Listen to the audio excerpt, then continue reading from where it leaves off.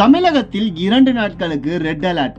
இன்று தீவிரமாக வலுவடையும் காற்றழுத்த தாழ்வு மண்டலம். வங்கக்கடலில் உருவாகியுள்ள காற்றழுத்த தாழ்வு மண்டலம் தீவிர காற்றழுத்த தாழ்வு மண்டலமாக இன்று வலுவடைய போகிறது. இதன் காரணமாக தமிழகத்தில் 2 நாட்களுக்கு அதிக கனமழைக்கான சிவப்பு எச்சரிக்கை விடுக்கப்பட்டுள்ளது.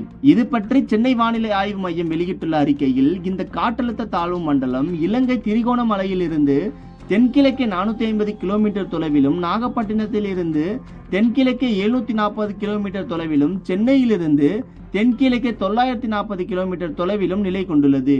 இது வடமேற்கு திசைக்கு நகர்ந்து இன்று தீவிர காற்றழுத்த தாழ்வு மண்டலமாக வலுப்பெறும் என்று கூறப்படுகிறது.